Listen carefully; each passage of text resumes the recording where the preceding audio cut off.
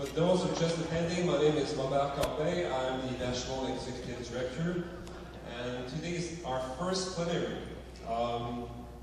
Gary Direnfeld is a social worker and media personality. From his private counseling practice to 65 episodes of his TV show, Newlywed, Nearly Dead, to more than 350 parenting columns in the Hamilton Spectator newspaper, Gary knows how to engage and get people talking. Today, Gary will live interview 3 couples and 1 baby addressing issues related to hearing loss and relationship. The 3 couples are Curtis and Monique Les. Yeah. We have Gael and Hannan. And we have Paul and Susan Brown.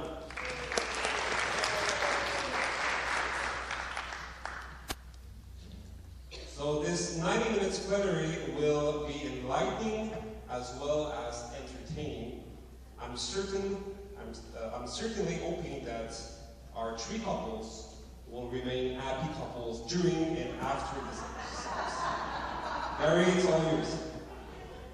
Thank you, sir. Yeah, we can just put that down here. Is my mic on? Am I live? There I am. I'm live. Okay. Good to be here in Toronto. I grew up in Toronto. I live with my wife, who's seated at that table, in Hamilton, Ontario now. I don't have a hearing loss, just to make that clear. But I will confess, both my parents do. My mom, a mild to moderate hearing loss in one ear, and my stepfather, a profound hearing loss in both ears, neither of whom particularly like to admit it. Right? You know what that's about. And I got to tell you that over the course of my life with my mother and my stepfather, are you familiar with Seinfeld? The Seinfeld show? I'm Jewish. Sometimes I feel like my life is a Seinfeld episode. Okay? So there I am between my mom and my stepdad, and they're trying to have a conversation. And it goes like this. Max, what do you want for dinner? Where are we going? And I'm standing here between them, right? So I go, Max, she said dinner. Dinner. And fish.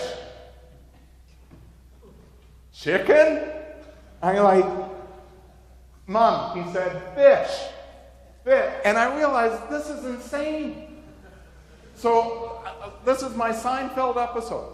So I put my arm around my mom and I draw her a little closer. I put my arm around my stepdad, draw him a little closer, and I walk away. Right? So, you know, this is hearing loss. This is the impact on communication. This is the impact on relationships. So I'm not without my experience living with a person affected by hearing loss. The other thing that I want to let you know just a bit about myself, I'm a social worker in private practice. I help people to get along. I help people to feel better about themselves. And Doug was asking me earlier, how did I come to be here today? Do I have some special relationship or knowledge or experience with the community of persons with the hearing loss? And I said, you know what, I'm really more here by accident than by design. And it may be that for whatever reasons in my private practice, I've seen a number of persons with hearing losses where the impact of the hearing loss intrudes on the relationship. So just by virtue of my clinical work, I get exposed to these kinds of special issues.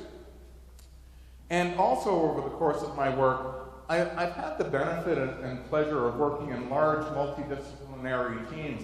And in my early work, I worked extensively with speech-language pathologists. And we were working with hard-to-serve youngsters. And what I learned from the speech-language pathologist was the impact of hearing loss on youngsters, young children's behavior.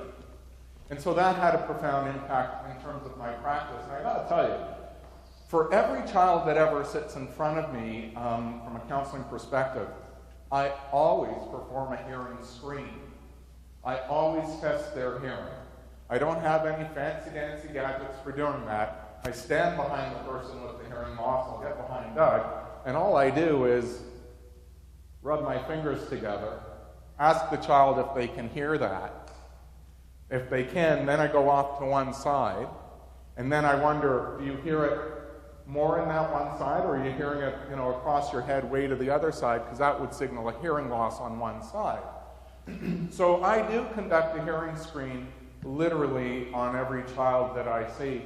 And because, these are kids coming to me with behavior problems or family problems, a disproportionate number of these children do have hearing losses that have been undetected, undiagnosed, unseen.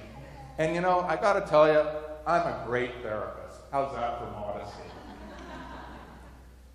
It doesn't matter how good a therapist I am. No amount of fancy-dancy couple counseling, family therapy, child therapy is going to correct that hearing loss. Right? They need to go to the audiologist, they need the hearing screen, they need the professional intervention to address that hearing loss. And then you know what happens? Behavior settles down. No big surprise. No big surprise. So with that, I guess in some communities I'm seeing more of an advocate in terms of screening for hearing loss and being concerned for that as an issue, intervening on relationships, on behavior. And I think because of that, it was first Myrtle, I don't know where you are, Myrtle, there you are, who brought me out to Newfoundland a number of years ago to speak at this association's Newfoundland and Labrador chapter.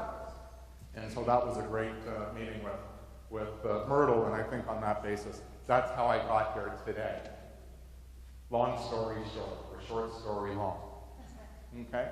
So in my clinical work, in my work, what I do for a living is I do interview people.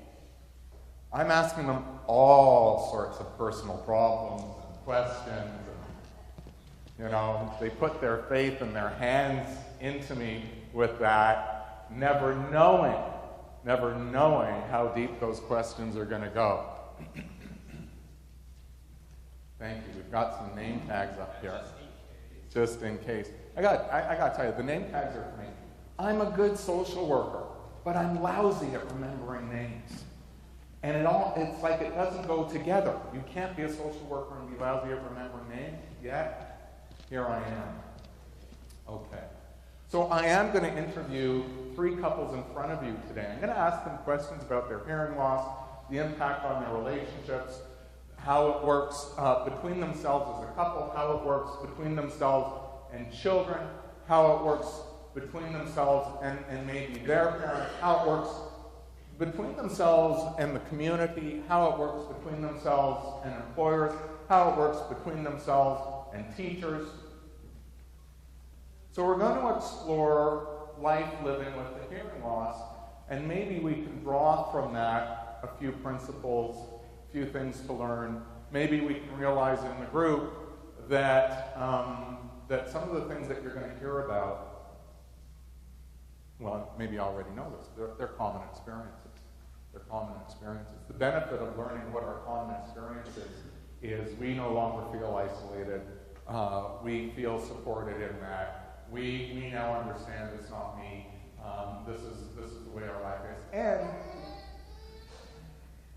And we can look for common solutions, figure out what works for one, might it work for the other.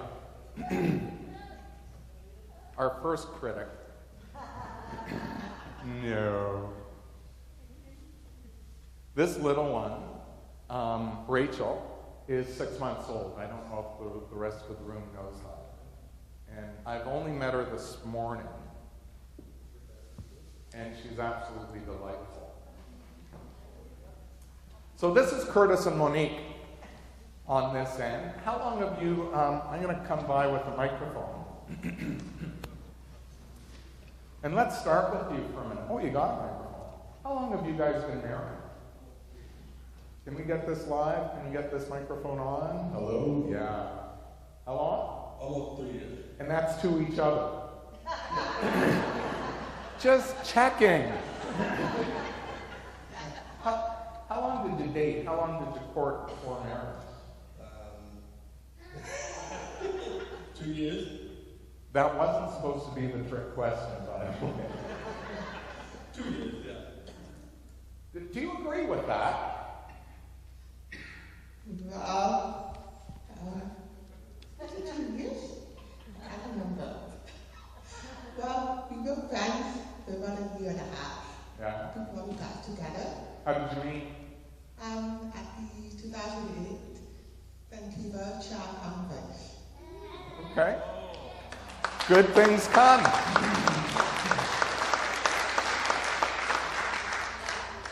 You both have a hearing loss, Yes, we did. and you have a cochlear implant. I'm not sure. I had a cochlear implant as well, and Curtis also wears a hearing aid. Okay, so you go both ways. Just.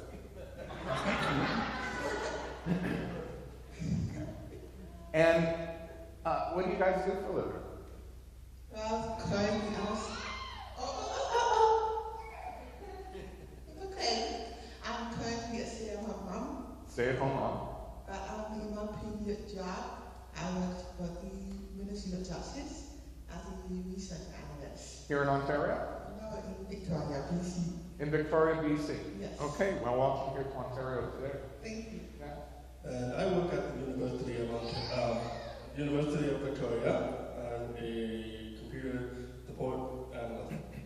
And so I have to assume that you've had your hearing losses for a long, long time. How old were you when you acquired your hearing losses, or was it from birth?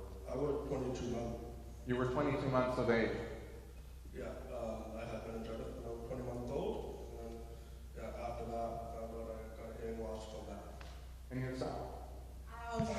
Well, my mom was pregnant with me. She had rubella. And it was in the first trimester, so I was born with a bilateral hearing loss. And I was fitted with hearing aids when I was 6 months old. Wow. Yeah. Wow. Okay. I think we need a babysitter to come up. We are nurse. Can you please come babysit? Yes, sir. Do we have a babysitter?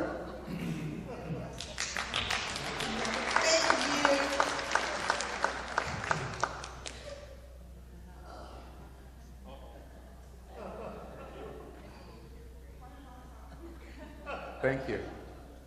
Yeah. So you bring an interesting perspective to the panel, because one born with profound hearing loss, one with acquired hearing loss at 22 months of age. And these are to normal hearing parents, right? Regular hearing parents. And so in my work with families where a person is perceived to have a disability, right? Particularly where there's a young child involved. Parents feel a sense of guilt. I'm not telling you something you don't already know. And so sometimes what happens with that, parents look to assuage their bad feelings, their guilt. And they can do that by indulging their children. So I gotta sit back and just wonder, were you guys indulged?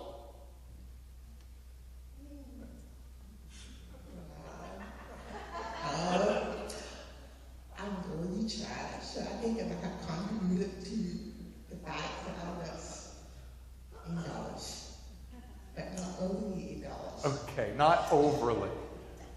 Yeah, but did you see that kind of, when you reflect back on your parents and how they managed you, how they cared for you, and I'm assuming there can be that greater sense of we have to look out for her, we have to. Oh, God, my parents are very, very overprotective. Overprotective. My opinion. Like I remember the first time I started driving, my mom was like, oh no, you can't drive yet. And I was like, Mom, no, I can do this. And I think once she saw that I could do it, she kind of relaxed a bit. And I think they kind of overthink things. They overthink things. Yes. They overthink things, overprotective. And so I like how you swung over to adolescence, actually, because that overprotectiveness, wanting to keep you safe, and that only makes them good and reasonable parents, by the way. It creates sometimes a struggle for the teenager then to how do I gain my independence? And might I have to ramp up my behavior a bit more in order to get my independence? And I'm just wondering, what was that like for you in adolescence? I think I was a good girl. You were a good girl. For the most part. But I think when I turned 21, I just kind of had enough of it. Mm-hmm. And I actually ran against my parents' wishes. Say that again, sorry. I ran against my parents' wishes by applying for a co-op job in Ottawa in the height of winter. And my mom was like, we'll come with you. And they did. Wow. Wow. So not really anybody yet, so I just kind of gave up. You know, I appreciate your openness. I appreciate your candor. There is nothing that you are saying that is unusual. And so for me, just knowing that you had a profound hearing loss at birth, I anticipated that there would be those kinds of challenges, particularly through adolescence, separating, individuating. And so what you're telling me is there was a challenge, so much so that in fact it took longer. You know, we normally see our 17, 18-year-olds, they're shipping off to university or college or workforce. And so it took a little bit longer to try and cut that umbilicus, right? You went to cut it, and they just came along with it. Yeah, but they're not here today, are they? Not anymore, I think. No, are they here today? I think actually to not cut it. Yeah. You know, yeah, you could take care of her now, so. Yeah. It's all on your shoulders, man. And so, Curtis, I'm just wondering if your experience at all parallels Monique's, your wife. Can we get the mic on here? This I want. Thank you. Mine is actually very different. My parents had 5 children, and I was right in the middle. And while my mom especially did spend a lot more time with me as a child, working with me with my hearing loss, with my speech,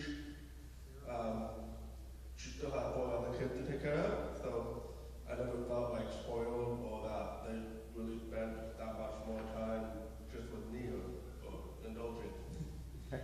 And how was it between you and your siblings? You're the middle child of 5. There's 2 older. There's 2 younger. Did you find you were able to keep up? Did they compensate or do things to make it easier for you, harder for you? What was that like? I don't think it was any different than any other family. Okay. I mean, I got along with my sibling sometimes. Other times, we had a squabble as usual, especially with my brother. Sometimes, yeah, they would be like, they would help me out if I did something. Other times, they would be able to dreaded words. Never mind. Thank you. Thank you. Gail and Doug, let me give you a microphone, please. How long have you guys been married? Well, we've talked about it, and we agree that it's almost 23 years. And again, to each other. Yes. And Gail, how would you describe your hearing loss? Well, not very good. It's no, I have a severe to profound hearing loss, congenital. I was born with it, but it was mild as a child and progressed and stayed around age 30. So I didn't get hearing aid until age 21. guys were how old then when you met each other? We haven't agreed. Do the math. I'm thinking in your 30-ish, 40, young 40s. 40, yes. You just assuming that because we have white hair? From one to another. Actually, I was Douglas's secretary, and the worst secretary he ever had, so we decided to get married instead. I was 37 and Doug was 42 when we got married. So you knew each other for quite a long time in advance then, if you were his secretary. I was his secretary. I told you that. Yeah. You know that she has her own blog. Do you know that? She has her own blog. Gael is, as I'm starting to learn, sharp as a tack, quick as a whip. And so part of what I read from your blogs was the impact of your hearing loss on the relationship between you and Doug. That a lot of what you write about is life with a hearing husband, right? Absolutely. I mean, my relationship with my husband is the most important relationship in my life. And he's the person I spend the most time with. And therefore, probably a lot of the most friction with hearing loss is with him, because it's the intimate relationship in my life. And Right. so, and he has agreed to, in fact, I didn't identify him by name for many blogs, just the hearing husband, but, and he's been very good about it. And if there's anything that I'm going to write that I feel might be, actually, I don't ask you in advance on anything, do I?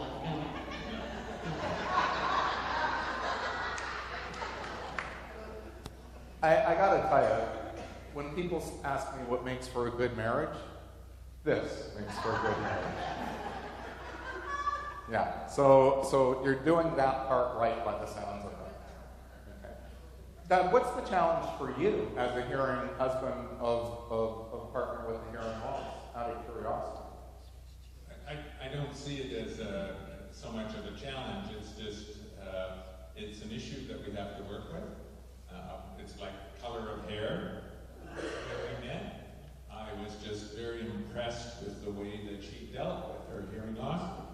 And that's what, here I go. I get emotional, so I'll pause. That emotionality is lovely. You don't need to pause. I think it's a gift, and I think it's a lovely sentiment on your relationship, quite frankly. Yeah, that's lovely. But I'm still curious. I'm such a voyeur. and part of my curiosity is, so maybe the right word for you isn't challenges. But when does the hearing loss, when does it become noticeable?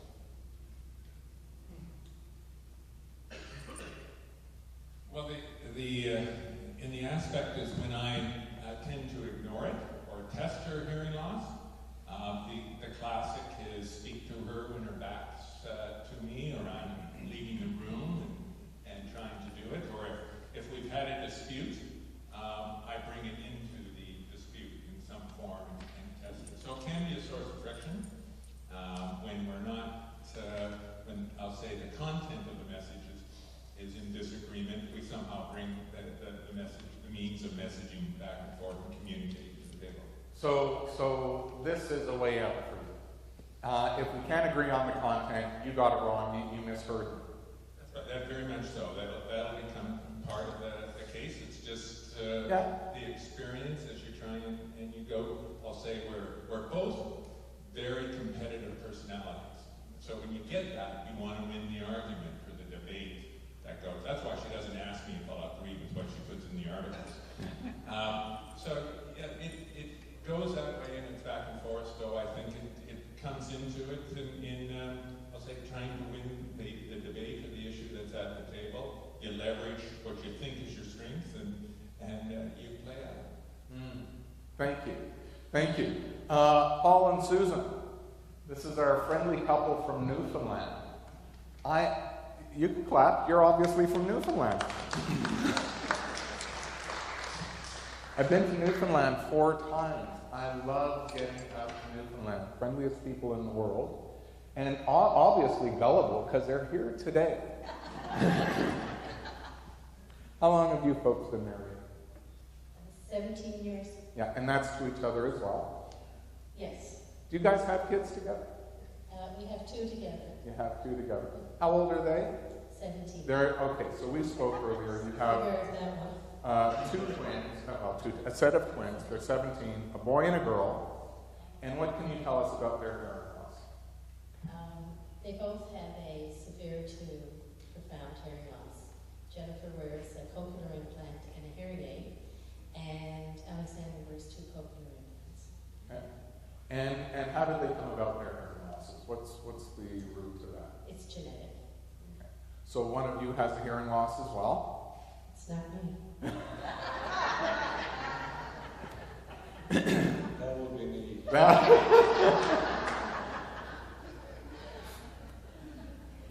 There's that hint of blame. There's no blame. Okay.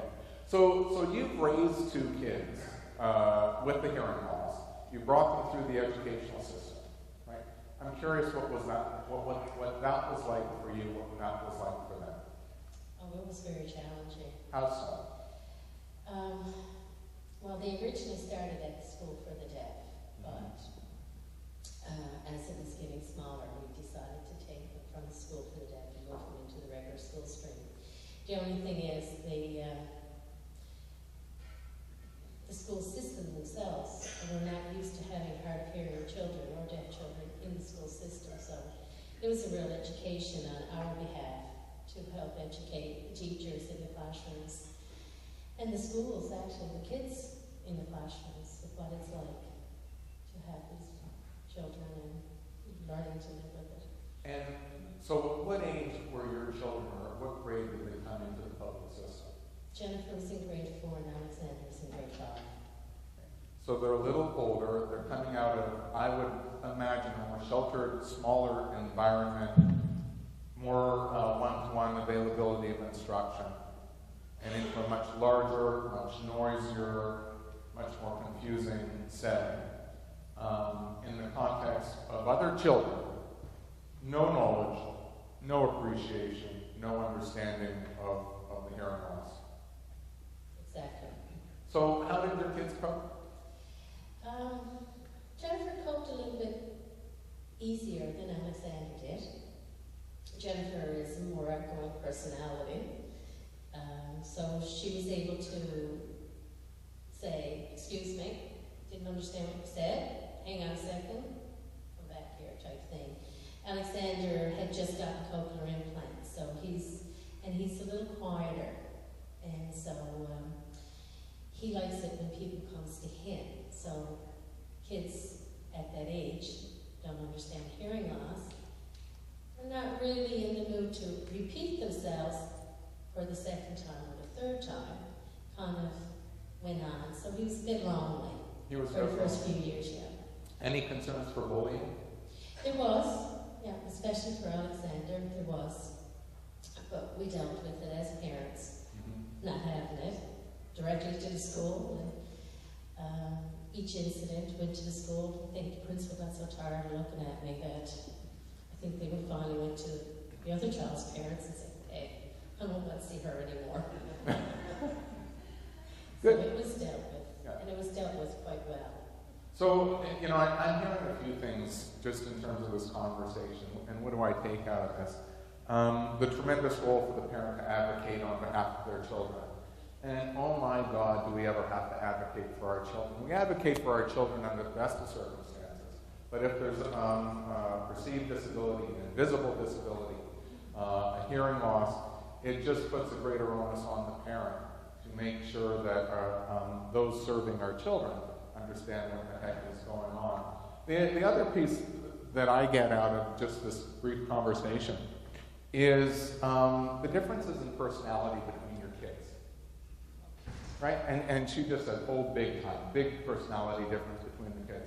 So apart from our own, ability to hear or not, we come into the world with something we call a temperament. Quiet, loud, gregarious, shy, type A. We have this temperament. And And that will intertwine with our hearing loss. So for your daughter, who's a bit bolder, a bit more outspoken, she can self-advocate. Yeah. And that's what she said very well. Bring the mic up. There we go. And so that is a child who's likely going to have a better outcome because she can advocate for herself. She can say, I guess you didn't hear me, or I didn't hear you. Could you please tune it up a bit?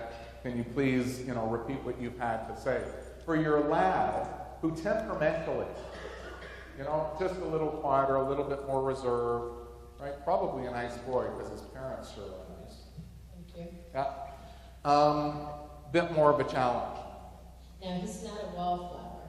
Sorry? He's not a wallflower. He's just quieter. Just quieter. Not a wallflower, but just quieter. Just quieter. Yeah. But he would be less likely to advocate for himself. He's waiting for things to come to him. Yes. Yeah. Yeah. He's learning to advocate for himself much better.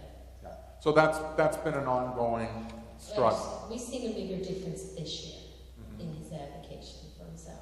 What do you think has contributed to that difference? There's a couple of things. He got a job before his sister did. So, okay. Yeah, that was sense of accomplishment. Yeah, that was. And he became a member of the high school basketball team. All right. He became the manager. He wanted to play. I got to tell you a story.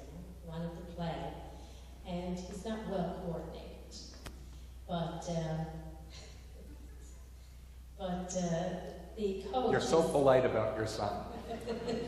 He's like me. He can't shoot a basket to save his life. We get it. The coach is only a young, fairly newly graduated doctor, and knew that he had a passion for basketball, and he really wants to be a part. So he called Alexander over and he said, a little concerned about your implants, he said, in your head, and all the flying balls. He said, would you like to be the manager of the team?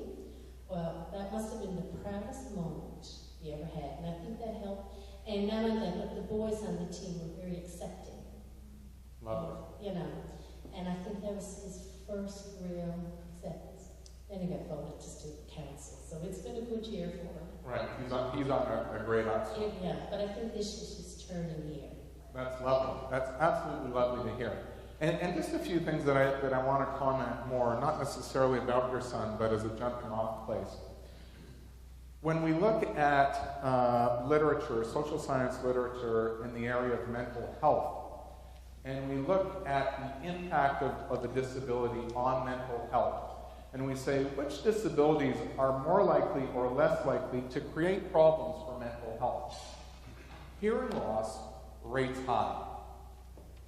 Hearing loss is a risk factor for mental health problems. And of the risk factors, or of those mental health problems, chief among them are depression and anxiety. Okay?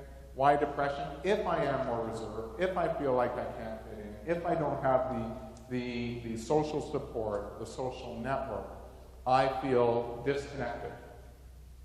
Hence that sense of depression. Where am I? Who am I? Who am I with? Where do I get my sense of belonging? The anxiety is kind of comes in with that, like, how do I get it? When am I going to get myself some? What's going to happen if I fail? I don't know if I have the necessary tools, supports, in order to go out and achieve, and I'm trying to get out there to achieve, but I'm awkward in doing so. So when we look at the impact of hearing loss on children and developmentally, we really do want to get as many supports in place as early as possible to enable their success. Why do we want to enable their success apart from mitigating depression and/or anxiety? We want to enable their success because when it comes to self-esteem, the holy grail of mental health, self-esteem. Self-esteem is the outcome of two key ingredients. The first key ingredient to healthy self-esteem is to be valued by our parents. I've only seen lovely, valuable parents here in front of me. And so the child is born, well, even before the child is born, born, hopefully we provide a safe paternal environment, right? In a caring relationship that's supportive of the maternal environment. Then the child is born. I was told that's sign language for birth. Is that sign language for birth? Yes? No? Yes? Thank you. It's such a graphic sign. So the child is born, and we care for the child. Now, as a social worker, I don't care if you breastfed or bottle-fed your child. I just want to know that you fed your child. Okay? And as you feed the child, as you take care of the child, that signals to the child that they have some worth. Okay. I love parents who sniff their baby's bums. He's laughing. I haven't seen you long enough yet, but I'm sure you've sniffed your baby's bum. Right? I call this, she's like, well, of course. And that's a good parenting behavior. The sniff test. Why do parents, only a parent would sniff their own kid's arse. Just to be clear about that. And why do they sniff their kid's arse? Well, they want to know why the kid's crying. So the kid goes wah, and the first thing the parent does is flip the kid over and poke their nose into their arse. You're laughing, you remember. What, you're still doing it? No. So we want to see, is this child crying because they've got a poopy diaper? Oh, it's not a poopy diaper. So let me try feeding the child, either by breast or by bottle. Did that soothe the child? No, it didn't soothe the child. Then let me coo you. Let me entertain you. Let me, give you some stimulation. That settles the child. All these parental behaviors, normal, healthy parental behaviors, signal to the child that they're of value. Why else would you do it? The second key ingredient to healthy self-esteem is what we call competency. Competency, being able to do things. So your daughter, at some point, is going to dip her own spoon into the mash and take it to her mouth. That's a competency. Hand-eye coordination, gross motor skills, fine motor skills. That's competency. And as she develops that competency, it's the start of her independence. Right? So it's a long process, up to 21 years. It's a long, or at least marriage, it's a long process. Okay? But the child is forever developing its competencies. Eventually, the child tightens up their sphincter. They're going to hold their pees. They're going to hold their poos. This is a competency over bladder and bowel to put their waste into the toilet.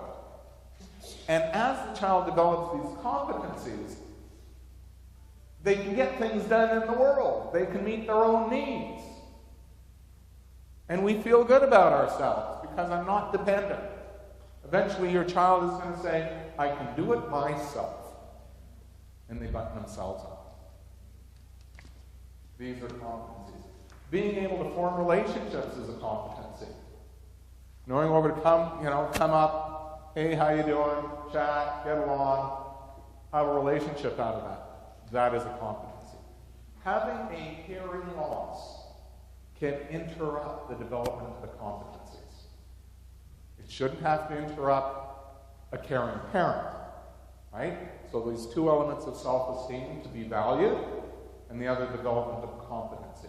So having a hearing loss doesn't mean that we value our children less, and so hopefully that part of the self-esteem remains intact, right? Unless we're abusive or neglectful. But then we have to concentrate on the competencies. How are we going to help you to form relationships? How are we going to help you to get your needs and wants met? Particularly those social competencies. And so not so for your daughter, to a smaller extent for your son. I'm not hearing to a tremendous or to a clinical extent. I'm not doing a diagnosis like your son.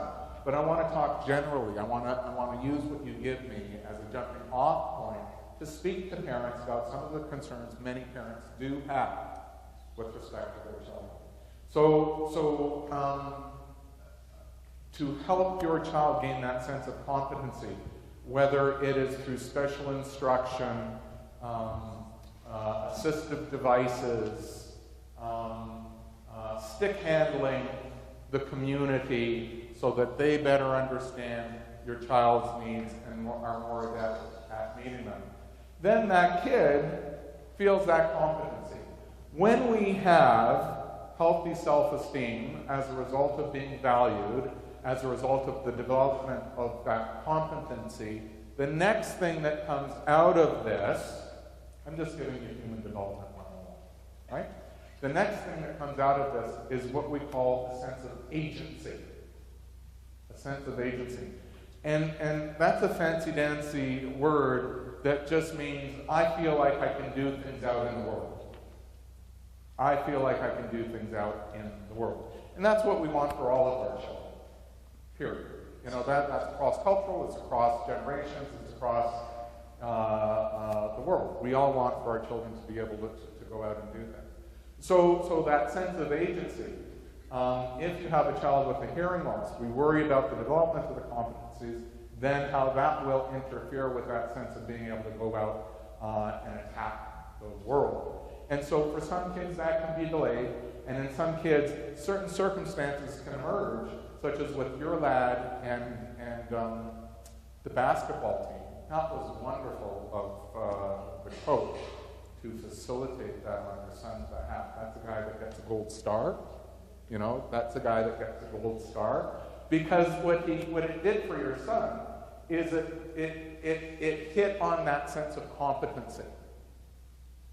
And now that I have this competency, I can manage a team.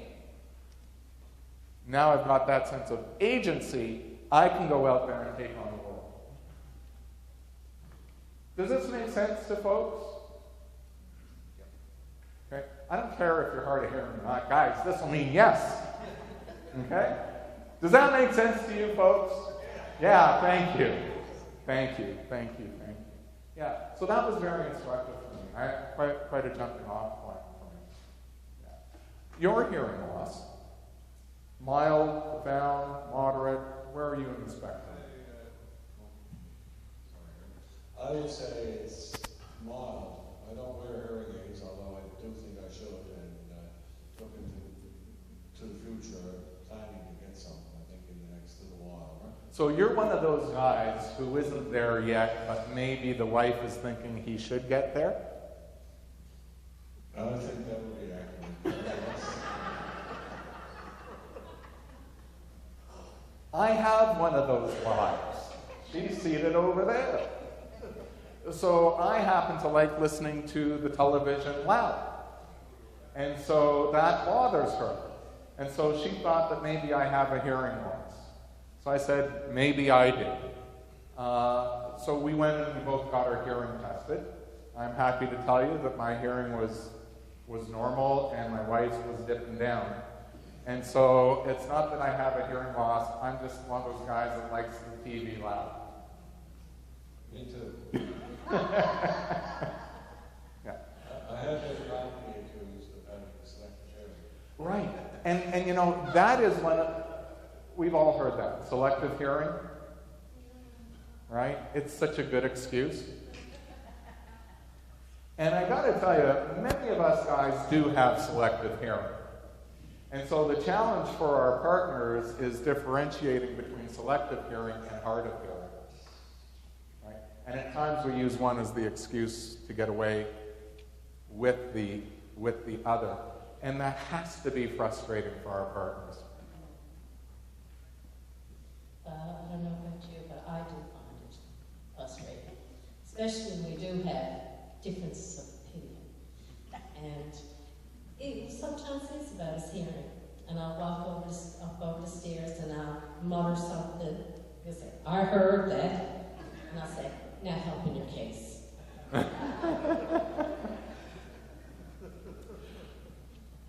When I was learning about our panelists and doing a little bit of emailing and asking a little bit about yourselves, Gail did me a favor and sent me some of her links to her blogs. which are well-written, humorously written, and with tons of insight. And I think it was through one of her blogs, Gael, where the issue of intimacy. I think that was your outside voice. I posted that? I'm just thinking that. And, you know, what is it like for couples when the lights go out? How do you communicate? You're lying in bed together.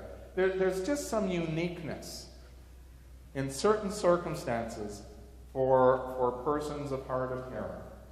Go ahead. Well, apparently there's glow-in-the-dark lipstick that I thought would be great, but Doug... For him, you put it on him. Yeah. It is an issue for me. I don't know so much about Doug. I mean, a different communication style, but I would love to be able to be like hearing couples when you open your eyes in the morning and just start chatting without having to get out your dry aid, put up your hearing aid, put it in, wait that 5 seconds and then say go. By that point, you've got up on the bathroom and, He's gone. Or at night, for people with hearing loss, we just don't have pillow talk the same way other people might do, and that's okay. I mean, I dream about that, how wonderful it would be. So we have to say what we're going to say before the lights are out, and I mean, it works for us. But of course, he remembers you need something just after I turned off the light, taken out my hearing aids, etc. You get the pat on the shoulder, so then you have to turn on the light, put in your hearing aid, and then he has like something boring to say. No, but it is, pillow talk is a challenge. Yeah. Absolutely, yeah. But we work through it, and it's not the most important thing. It's not the most important thing, but we live our life all over the place. We live our life in bed, we live our life out of bed, we live our life at work, and so I do appreciate you explaining to us the uniqueness of how it can impact intimate life, quiet life, private life. Yeah. I'm looking at her, she's looking at me. Well, do you want me to talk about what does happen after the lights go out? No, that's enough. That's enough.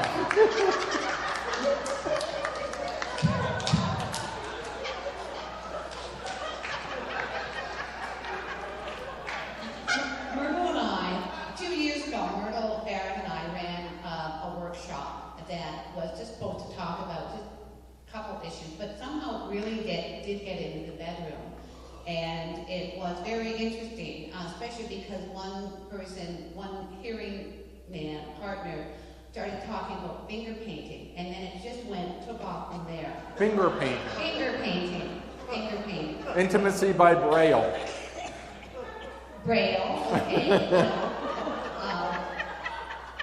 But it's all about communicating. If you cannot lip read and you cannot have verbal spoken conversation, then you do that when you need to do it. And then, but intimacy is about touch and hugging and all of those other things, and it's just, you work it out. And if you don't work it out, then you're going to have problems in your relationship. Yes. Yeah. Yeah. And in my work, this is what I do for a living. I see the folks that have those problems in a relationship that can't make the leap to how do we manage between us, literally when the lights do go out, and how do we convey information. And so I so appreciate what you've had to say. Actually, I've also appreciated what you didn't have to say.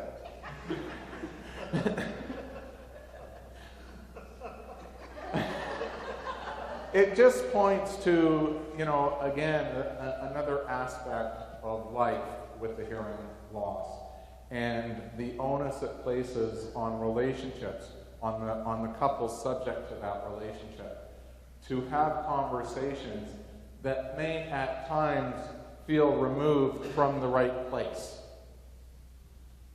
So again, in my work with couples where intimacy is at issue and one partner has a hearing loss, whispering those sweet nothings into one's ear doesn't provide the signal that we would have hoped for. And so these are folks who have to learn how to provide their signals in terms of their needs and wants intimately in a way that doesn't rely on spoken word.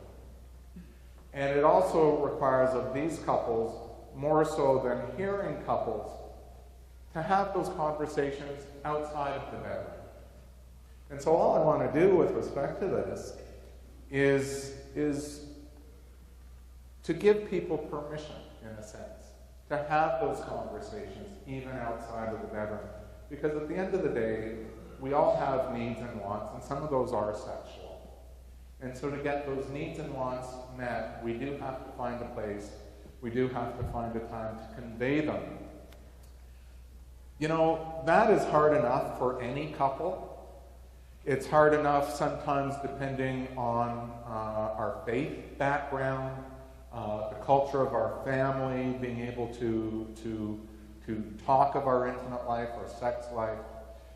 But then again, with that added overlay of a hearing loss, yeah, cover his ears, he doesn't need to hear any of this. He'll be of age one day. There is that special onus to have these conversations, at least at other times and other places. And all I want to do by mentioning that is normalize that for this group. So that you can have your intimate needs met, that you can have a satisfying sexual life, that you can have a satisfying intimate life. And Monique is doing this a lot. So I'm just curious about how that resonates for you. I think you have a very good sex life. We're all happy for her, right?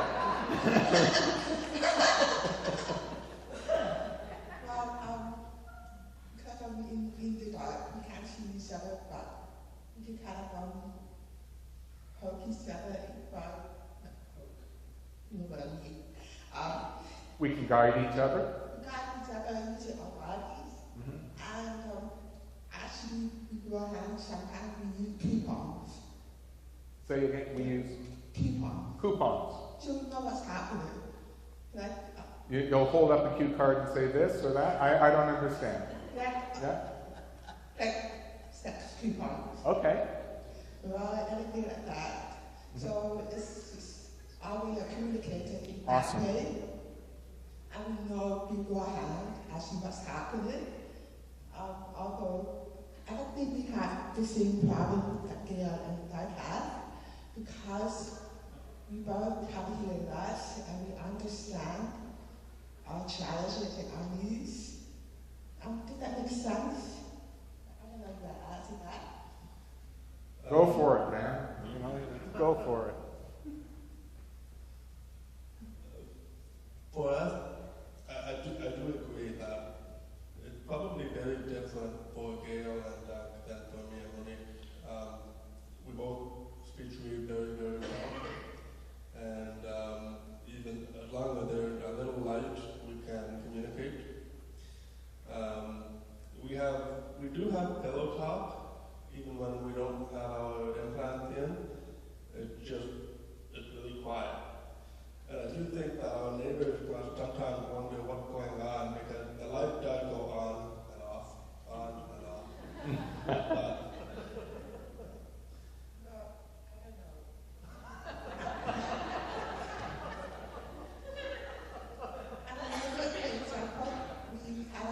It's a long conversation yesterday.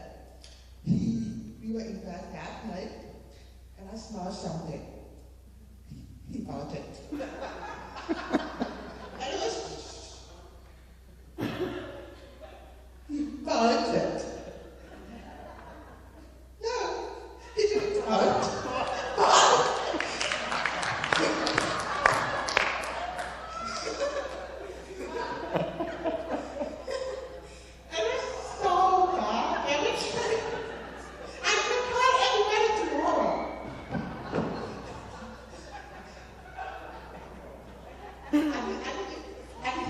We are the best computer not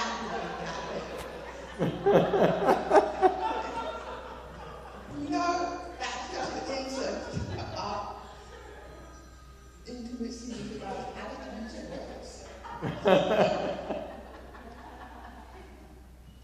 Just back to those sex coupons. Is it something that you can buy?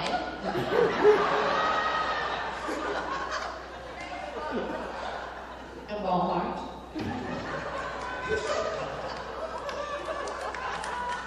You can go on your computer and make up coupons.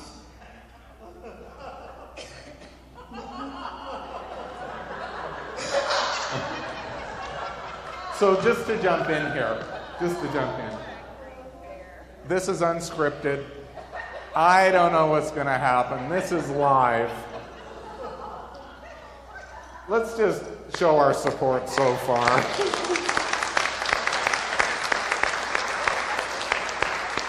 Curtis just passed me an example of a sex coupon. Gail owes Doug one night of anything he wants.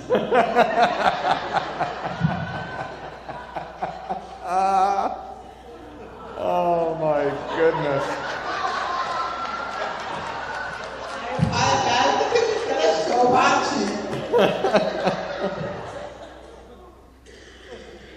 You know what? I see a lot of couples premarital for counseling because their relationships are a little rocky. Do we continue with the wedding? Do we not continue with the wedding? And one of my favorite questions to actually ask is, do you fart in each other's company? You know, it is. It's one of my favorite questions. As odd as that may sound, because it speaks to a degree of intimacy. And if you're not comfortable there yet, you know, how are you going to be comfortable with each other? So I'm only happy to know that he farted last night. Good on you.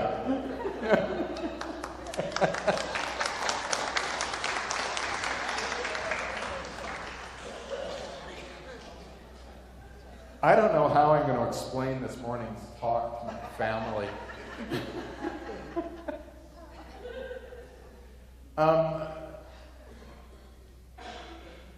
Monique and Doug, let me stay with you for just a moment, but let me change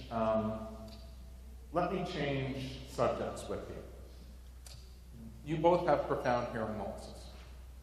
I'm assuming your daughter is hearing normal, capable. Yes. And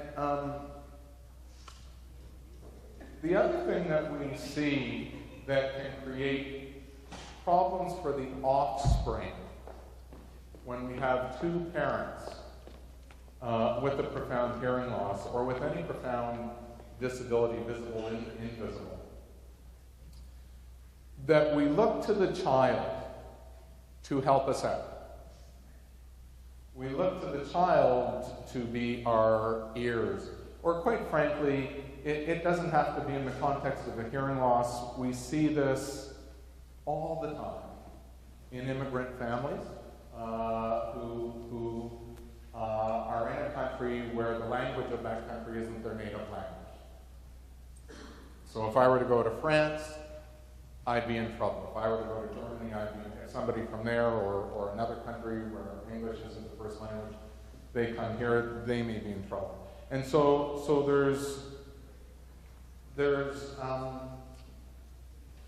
these parents come to rely on their children to bring them the world, to interpret the world, to hear the world.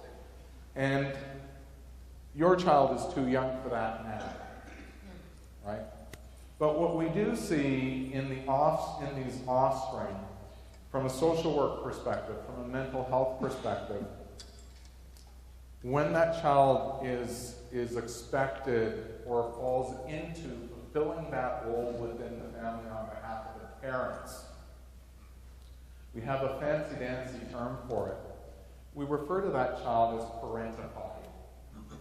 Parentified. They're turned into a parent. So when we look to a child to fulfill a role that otherwise would be fulfilled by mom and dad. And First of all, it's normal in these circumstances for that to occur. Normal doesn't always mean it doesn't always have some negative consequences to that.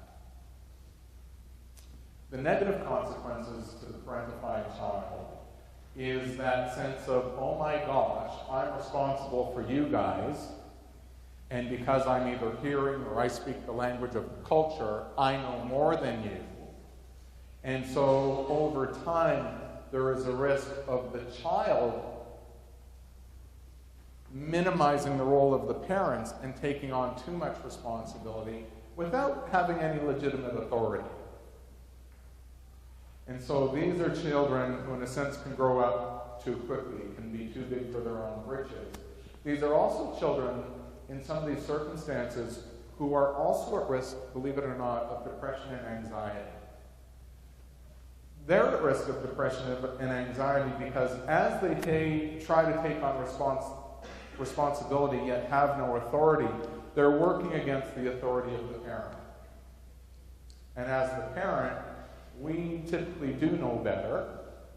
You're looking at issues from a child mind and trying to help us out, but it's from a child mind, and we at times have to put you back in your place. So from that child's perspective, who has that sense of responsibility without the authority being put back in place, what it really means from the child's perspective is that they're not successful in their mission. My mission to take care of you, Mom and Dad.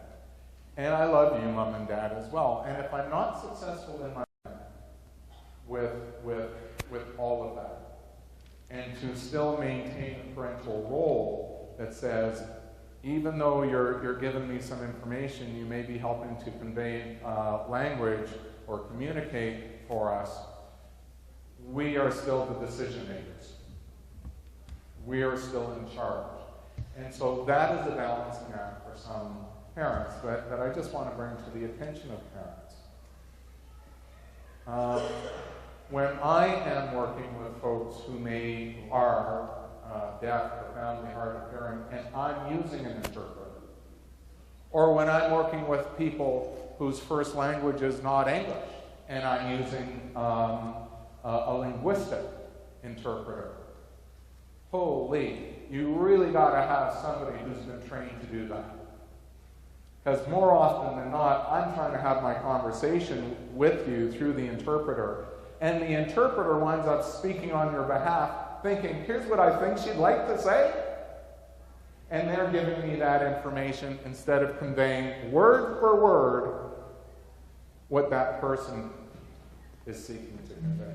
So whenever I work with an interpreter, because I may not have met them before, I don't know them, I make it abundantly clear to them, I want you to give me a word-by-word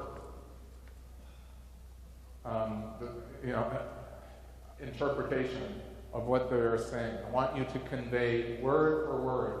I don't want to get your thinking about what they're saying. I don't want you to protect them and think, oh, they shouldn't have said that, therefore I'm going to say this. And so too, if we are going to use our children, deploy our children in that role, we have to be clear with them that you're just conveying information. We're still the parent. And that, so I'm not here to say, don't ever use your kids for that. That's built instructionally. You're going to. Life will demand that at times. So it isn't if, the real issue is how. And if we concentrate on the how, we can mitigate that parentification experience for the child. We can mitigate some of the unintended consequences of that parentification experiences. So I'm just giving you things that you're going to think about and use as you grow up your daughter. Does that make sense to you? Microphone. That's actually really interesting. I've been thinking about that a lot the last year or so. Right now, what built that role is technology. Mm-hmm. And I think as we go further into the future, technology is going to fill that role even more. But I do think at some point we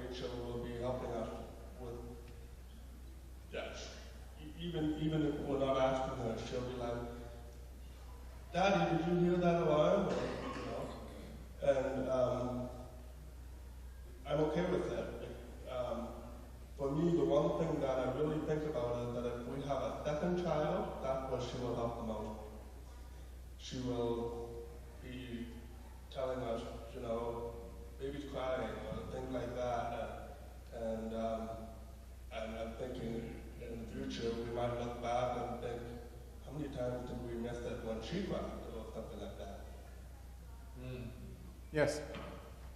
Doug and I have an 18-year-old son, and it was actually because I was pregnant with him at age 41.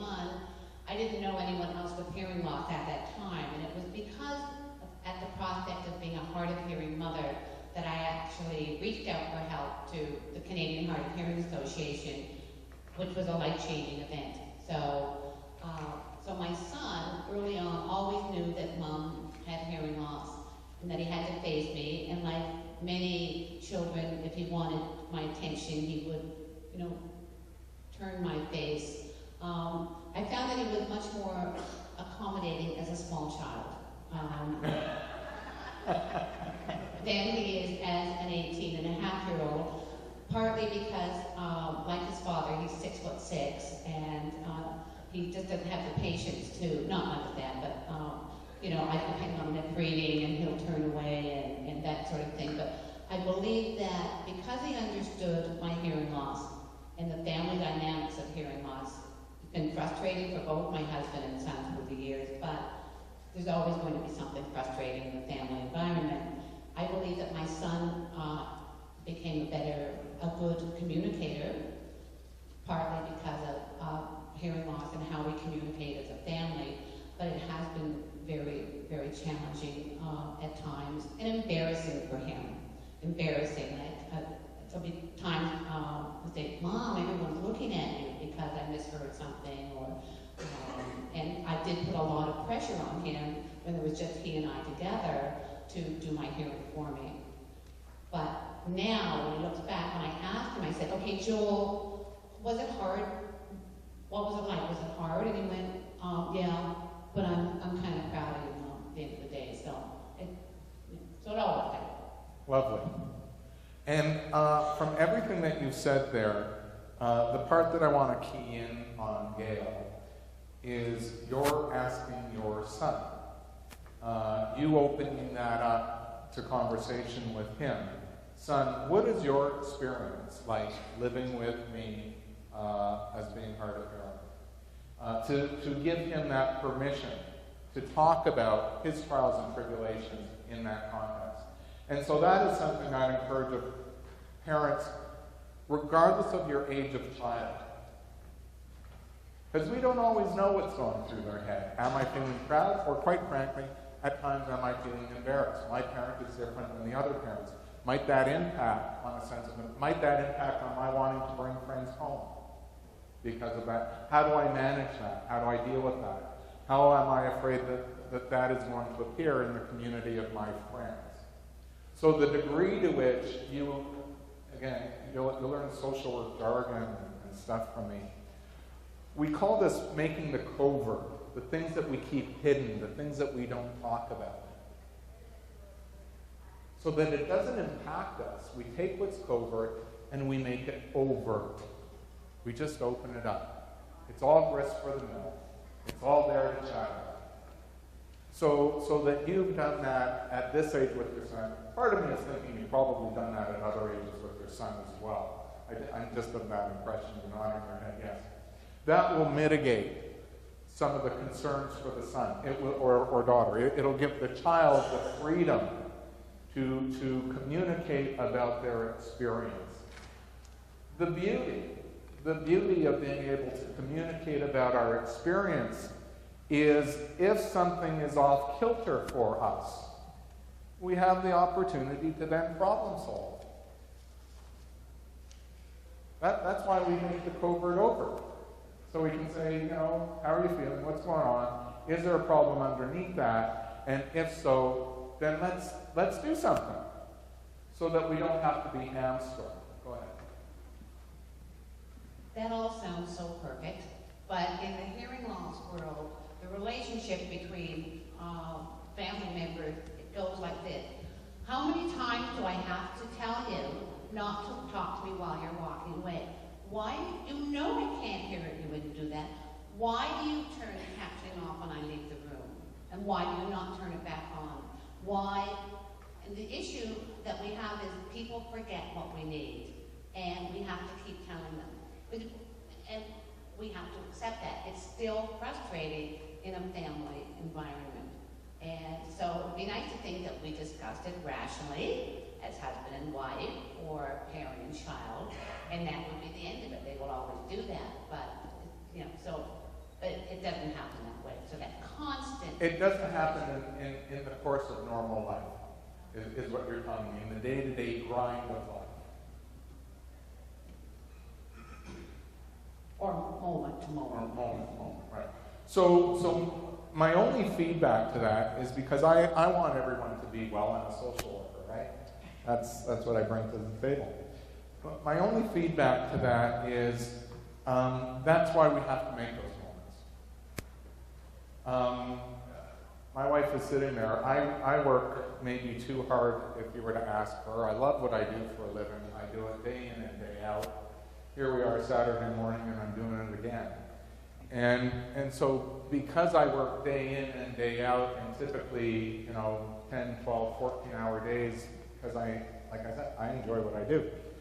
Come the end of night, I don't know what's going on for my wife. I haven't a clue what her day has been. And so on many occasions through the week, or many evenings through the week, one of the first things I say to my wife is there anything I need to know about from today? Would that be true, dear? Yeah, she's shaking her head, yes. Is there anything I need to know about from today? And the other question that I ask, is there anything you need me to do? So again, I realize that I'm a workaholic. I'm a workaholic, and I'm not afraid to say so. Okay. I asked her how her day was, correct? Is there anything I need to know? Is there anything that I can do for you? And so, thank you. So we need to make these islands of time so that we can unpack, communicate about whatever else is going on. The other thing that I like what you brought to the table, that in the daily grind of life, we can forget that we have a hearing loss, with our partner, with our children, with our family, with extended kin.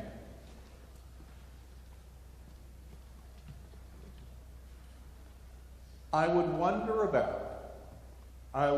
about putting something on the refrigerator and not leaving it there for a month or 2 months. But it goes there for weeks that says, hearing loss, or remember I have a hearing loss. Because you know what? Sometimes we do forget, and we need subtle reminders, we need subtle cues, we need things in our environment. From a psychologist's point of view, we call that a cognitive cue. Cognitive cue is nothing but a fancy-dancy word for reminder, a string around the finger. And so if those things keep cropping up in your family, where your hearing loss is forgotten and you're always saying, hey, don't you remember, don't you this, whatever, sometimes we need that cognitive cue. And it's not because people are ill-spirited. So if husband, just forgets, he's walking away in mid-conversation, or son, part of me has to wonder, what if there were a cognitive cue available in the environment, apart from the person that says, remember to look at me when you talk to me. So I'm just floating out there things that I've used in other situations for other persons and other circumstances that they have found helpful to keep things sometimes top of mind when we can otherwise get caught up with the daily grind of life and otherwise forget. So I'm just throwing that out there. And maybe what you do is put a sign around his neck. I wouldn't be so good. So we're almost out of time. I've been given a signal. I gotta say, I've been so impressed by the candid conversation that we've had with these 3 couples here this morning. I want to extend to you, quite frankly, my very warm appreciation. These folks don't know me from Adam. On a wing and a prayer, they've been asked, would you sit as a panel to be interviewed by somebody about family life? And so they put their trust, they put their faith into me for this process. And it has to be intimidating. It just has to. And so I do thank you. You have so stepped out of the box to make your lives available as a jumping off place for everyone else to have a learning experience here this morning. And thank you.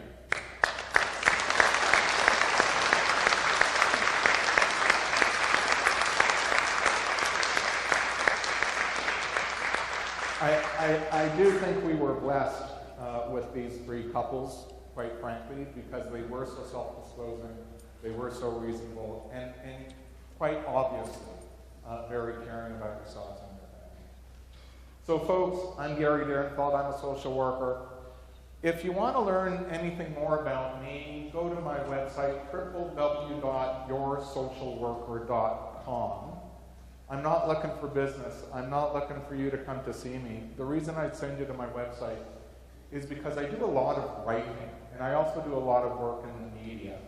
And so if you go to my website, you'll find it to be quite a rich resource for dealing with matters of family life, some of which may be around hard of hearing, auditory processing disorder, but otherwise just general parenting, getting along with your partner, not getting along with your partner, and what to do.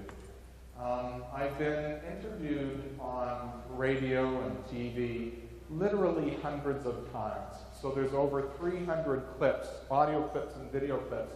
So each of those video clips and audio clips and each of those articles address a particular issue or question. So if you have an issue or question about relationships, family life, parenting, please feel free to go to my website, use it as a free and open resource. There's no charge for anything.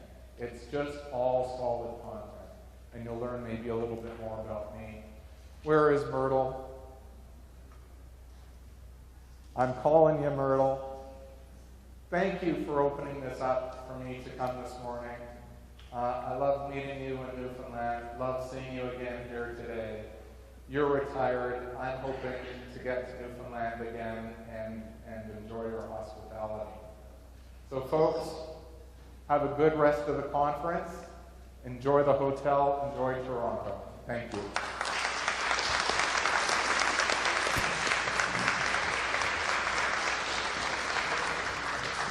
Thank you. Thank you. Sir?